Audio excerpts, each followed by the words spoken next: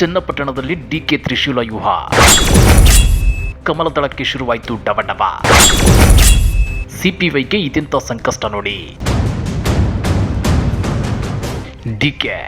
DCM DKShi ಕಂಡ್ರೆ ಕಮಲದಳ ಪಕ್ಷಗಳಿಗೆ ಪುಕ ಶುರುವಾಗಿದೆಯಾ? DKShi ಚನ್ನಪಟ್ಟಣದಿಂದ ಅಖಾಡಕ್ಕಿಳಿದ್ರೆ HDK ಮತ್ತು ಸಿಪಿ ಯೋಗೇಶ್ವರ್ ಅವರ ರಾಜಕೀಯದ ಆಟಕ್ಕೆ ಇಲ್ಲಿ ಪರ್ಮನೆಂಟ್ ಫುಲ್ ಸ್ಟಾಪ್ ಇಡಬೇಕಾ? ಚನ್ನಪಟ್ಟಣದಲ್ಲಿ ಸಿಪಿ ಯೋಗೇಶ್ವರ್ ಅವರಿಗೆ ಎದುರಾಗಿರುವುದು ಎಂಥ ಸಂಕಷ್ಟ?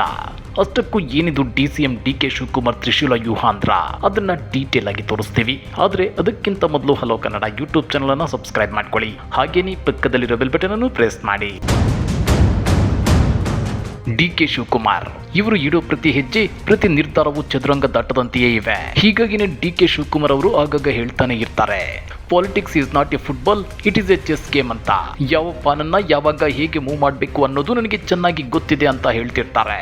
ಅದರಂತೆ ಇದೀಗ ಎಚ್.ಡಿ. ಕುಮಾರಸ್ವಾಮಿ ಅವರ ರಾಜೀನಾಮೆಯಿಂದ ತೆರವಾಗಿರೋ ಚನ್ನಪಟ್ಟಣದಿಂದ ಅಖಾಡಕ್ಕಿಳಿಯೋಕೆ ಡಿಸಿಎಂ ಡಿಕೆ ಶಿವಕುಮಾರ್ ಮುಂದಾಗಿದ್ದಾರೆ.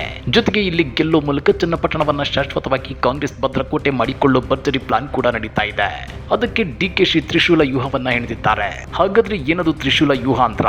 ಒಂದು, ಡಿಕೆಶಿ ಈ ರಾಜ್ಯದ ಡಿಸಿಎಂ ಜೊತೆಗೆ ಪ್ರಭಾವಿ ಖಾತೆಯನ್ನು ಹೊಂದಿರೋ ಮಿನಿಸ್ಟರ್, ಜೊತೆಗೆ ಅಪ್ಕಮಿಂಗ್ ಸಿಎಂ ಅನ್ನೋ ಮಾತುಗಳು ಇವೆ. ಇಂಥ ಡಿಕೆಶಿ ಚನ್ನಪಟ್ಟಣದಿಂದ ನಿಂತರೆ ಗೆಲ್ಲೋದು ಗ್ಯಾರಂಟಿ. ಇದು ಮೊದಲನೇ ವ್ಯೂಹವಾದ್ರೆ, ಎರಡನೇ ವ್ಯೂಹ ಚನ್ನಪಟ್ಟಣದ ಎನ್ಡಿಎ ಟಿಕೆಟ್ ಆಕಾಂಕ್ಷಿಯಾಗಿರೋ ತಮ್ಮ ಬದ್ಧ ರಾಜಕೀಯ ಶತ್ರು ಸಿಪಿ ಯೋಗೇಶ್ವರ್ ಅವರ ಆಟಕ್ಕೆ ಪರ್ಮನೆಂಟ್ ಫುಲ್ ಸ್ಟಾಪ್ ಇಡೋದು. ಇದೇ ರೀತಿ ಮೂರನೇ ವ್ಯೂಹದಂತೆ ಎಚ್.ಡಿ. ಕುಮಾರಸ್ವಾಮಿ ಮತ್ತು ಜೆಡಿಎಸ್ ಆಟಕ್ಕೂ ಕೊನೆ ಮಳೆ ಹೊಡೆಯೋಕೆ ಡಿಕೆಶಿ ಯೋಚಿಸಿದ್ದಾರೆ. ಡಿಕೆಶಿಯ ಈ ತ್ರಿಶೂಲ ವ್ಯೂಹವನ್ನ ಕಂಡು ಕಮಲದಳ ಪಕ್ಷಗಳು ದಂಗಾಗಿ ಹೋಗಿವೆ. ಹೀಗಾಗಿ ಡಿಕೆಶಿ ಸ್ಪರ್ಧೆಯನ್ನು ತಪ್ಪಿಸೋಕೆ ಇನ್ನಿಲ್ಲದ ಕಸರತ್ತನ್ನ ಮಾಡ್ತಿದ್ದಾರೆ. ಈ ಬಗ್ಗೆ ರಿಯಾಕ್ಟ್ ಮಾಡಿರೋ ಎಂಎಲ್ಸಿ ಸಿಪಿ ಯೋಗೇಶ್ವರ್ ಡಿಕೆಶಿ ವಿರುದ್ಧ ಗಂಭೀರ ಆರೋಪ ಮಾಡಿದ್ದಾರೆ.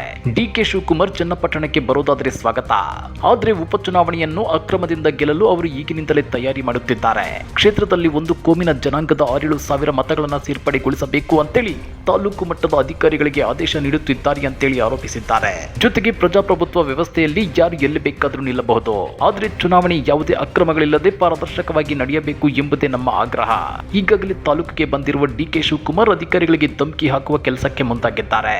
ಮುಂಬರುವ ಬೈ ಎಲೆಕ್ಷನ್ ಅನ್ನ ವಾಮಮಾರ್ಗದಿಂದ ಎದುರಿಸುವ ಪ್ರಯತ್ನ ಮಾಡುತ್ತಿದ್ದಾರೆ ಅಂತೇಳಿ ಟೀಕಿಸಿದ್ದಾರೆ.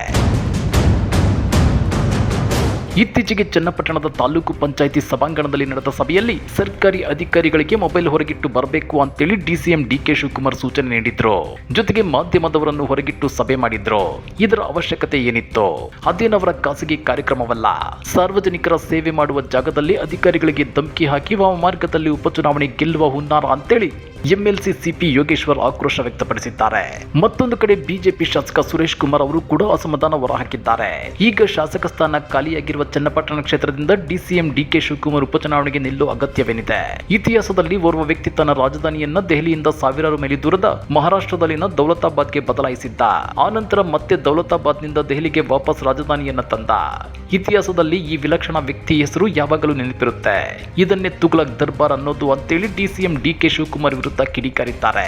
ಜೊತೆಗೆ ಮಾಧ್ಯಮಗಳಲ್ಲಿ ಕೇಳಿಬರುವಂತೆ ಚನ್ನಪಟ್ಟಣದಿಂದ ಸ್ಪರ್ಧಿಸಿ ತಾನು ಗೆದ್ದು ಈಗಾಗಲೇ ಆಯ್ಕೆಯಾಗಿರುವ ಕನಕಪುರ ಸ್ಥಾನಕ್ಕೆ ರಾಜೀನಾಮೆ ಕೊಟ್ಟು ಅಲ್ಲಿಂದ ಮೊನ್ನೆ ಲೋಕಸಭಾ ಚುನಾವಣೆಯಲ್ಲಿ ಪರಾಜಿತರಾದ ತನ್ನ ಸಹೋದರ ಡಿಕೆ ಸುರೇಶ್ಗೆ ಸ್ಪರ್ಧಿಸುವಂತೆ ಮಾಡಿ ಅವರನ್ನ ಗೆಲ್ಲಿಸಿ ಶಾಸಕರನ್ನಾಗಿ ಮಾಡುವ ಮಹದೋದ್ದೇಶ ಡಿಕೆ ಶಿವಕುಮಾರ್ ಅವರದ್ದಂತೆ.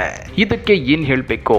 ಸಾರ್ವಜನಿಕರ ಹಣ, ರಾಷ್ಟ್ರದ ಸಂಪತ್ತು ಹೇಗೆ ವೈಯಕ್ತಿಕ ಪ್ರತಿಷ್ಠೆಗಾಗಿ ವೆಚ್ಚವಾಗುತ್ತದೆ ಎಂಬುದಕ್ಕೆ ಇದು ಸ್ಪಷ್ಟ ಉದಾಹರಣೆ. ಡಿಕೆ ಶಿವಕುಮಾರ್ ಅವರ ಈ ನಡೆ ವಿವೇಚನೆ ಮತ್ತು ವಿವೇಕದಿಂದ ಕೂಡಿದ ಅತಿರೇಕದ ನಡೆ ಎಂದೆನಿಸದು. ರಾಹುಲ್ ಗಾಂಧಿ ಅವರು ಇದಕ್ಕೆ ಒಪ್ಪುತ್ತಾರೆಯೇ ಅಂತೇಳಿ ಸುರೇಶ್ ಕುಮಾರ್ ಪ್ರಶ್ನಿಸಿದ್ದಾರೆ. ಇಲ್ಲಿ ಗಮನಿಸಬೇಕಾದ ಅಂಶ ಏನಂದ್ರೆ, ಚನ್ನಪಟ್ಟಣದಿಂದ ಗೆದ್ದಿದ್ದ ಕುಮಾರಸ್ವಾಮಿ ಮಂಡ್ಯ ಲೋಕಸಭಾ ಕ್ಷೇತ್ರದಿಂದ ಸ್ಪರ್ಧಿಸಿದಾಗ ಬಿಜೆಪಿ ಶಾಸಕ ಸುರೇಶ್ ಕುಮಾರ್ ಅವರು ಎಲ್ಲಿದ್ರು? ಹಾಗ್ಯಾಕೆ ಈ ಬಗ್ಗೆ ಪ್ರಶ್ನೆ ಮಾಡಿರಲಿಲ್ಲ? ಅದು ಎಚ್.ಡಿ. ಕುಮಾರಸ್ವಾಮಿ ಅವರ ವೈಯಕ್ತಿಕ ಪ್ರತಿಷ್ಠೆ ಅನ್ನಿಸಲಿಲ್ಲವೇ? ಆಗ ಸಾರ್ವಜನಿಕರ ಹಣ, ರಾಷ್ಟ್ರದ ಸಂಪತ್ತು ಹೇಗೆ ವೈಯಕ್ತಿಕ ಪ್ರತಿಷ್ಠೆಗಾಗಿ ವೆಚ್ಚವಾಗುತ್ತೆ ಅನ್ನೋ ಬಗ್ಗೆ ಶಾಸಕ ಸುರೇಶ್ ಕುಮಾರ್ ಅವರು ಯಾಕೆ ದನಿ ಎತ್ತಿರಲಿಲ್ಲ? ಅದೇನೇ ಇರಲಿ, ಡಿಕೆಶಿ ಚನ್ನಪಟ್ಟಣದ ಬೈ ಎಲೆಕ್ಷನ್ ನಲ್ಲಿ ಸ್ಪರ್ಧಿಸಿದ್ರೆ ಎಚ್.ಡಿ. ಕುಮಾರಸ್ವಾಮಿ ಮತ್ತು ಸಿಪಿ ಯೋಗೇಶ್ವರ್ ಆಟಕ್ಕೆ ಇಲ್ಲಿ ಪರ್ಮನೆಂಟ್ ಆಗಿ ಫುಲ್ ಸ್ಟಾಪ್ ಇಡೋದು ಗ್ಯಾರಂಟಿ. ಹೀಗಾಗಿನೇ ಕಮಲದಳ ಪಕ್ಷಗಳಿಗೆ ಪುಕ ಶುರುವಾಗಿರೋದು. ಈ ಬಗ್ಗೆ ನೀವೇನಂತೀರಾ? ಕಮೆಂಟ್ ಮಾಡಿ, ವಿಡಿಯೋ ಲೈಕ್ ಮಾಡಿ, ಶೇರ್ ಮಾಡಿ. ಇಂಥ ಮತ್ತಷ್ಟು ರೋಚಕ ರಾಜಕೀಯ ಸುದ್ದಿಗಳನ್ನ ಮಿಸ್ ಮಾಡದೆ ನೋಡಬೇಕು ಅಂದ್ರೆ ಹಲೋ ಕನ್ನಡ ಯೂಟ್ಯೂಬ್ ಚಾನಲ್ ಅನ್ನ ಸಬ್ಸ್ಕ್ರೈಬ್ ಮಾಡ್ಕೊಳ್ಳಿ.